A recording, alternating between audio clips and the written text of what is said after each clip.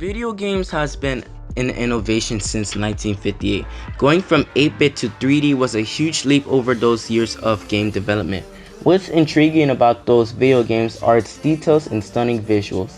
In this video, we are going to find out why a GPU is important and how to buy a decent one for a good price.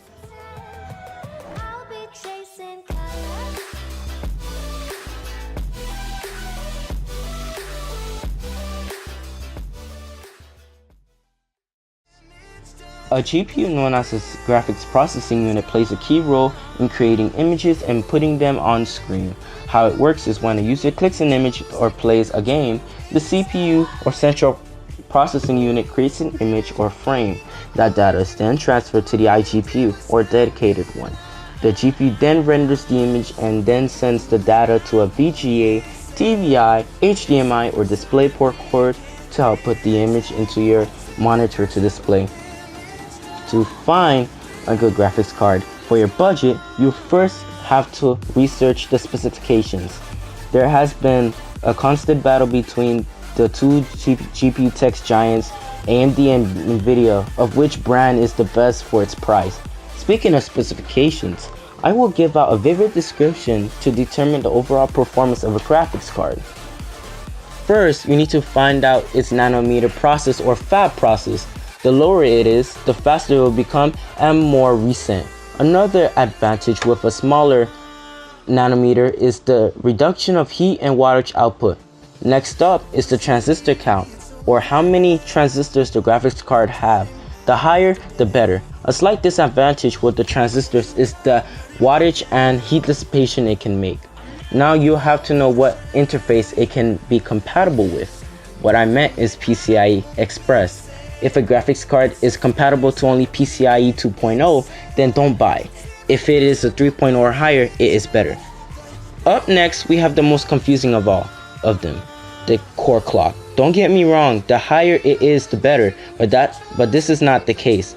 You see, the core clock depends on its texture mapping units, ROPs, pixel, and texture fill rate. If all four of these are low, but the core is high, the card would still be slow. For example, the GTX 650 and the 650 Ti have the same architecture, but the Ti variant is way faster. The 650's core clock is 1058 MHz, while the Ti variant is 928 MHz. Weird, huh? But if you look at the Ti specs, it dominates over the 650 by memory bandwidth, CUDA cores, transistor counts, texture mapping units, and texture fill rate, but at the cost of more powerful. So basically, core speed doesn't really matter. CUDA cores or stream processors is like the brain of the GPU. When the GPU is doing certain tasks that requires a heavy amount of data and loads, such as Bitcoin mining or rendering a complex image or figure, it is highly crucial to have a good amount of CUDA cores or SPU. The higher, the quicker it is to render complex tasks. Memory bandwidth is the memory speed of the graphics card.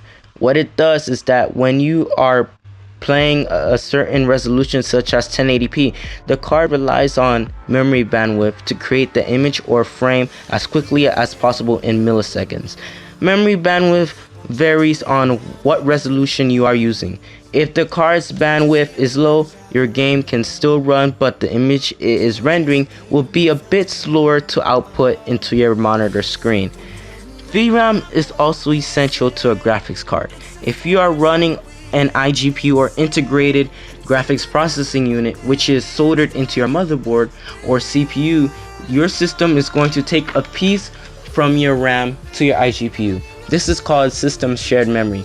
You can change how much memory to add into your iGPU as long as you have enough RAM to begin with. Okay, where was I? Oh yeah, VRAM. VRAM, also known as Video Random Access Memory, is widely used on dedicated graphics chips.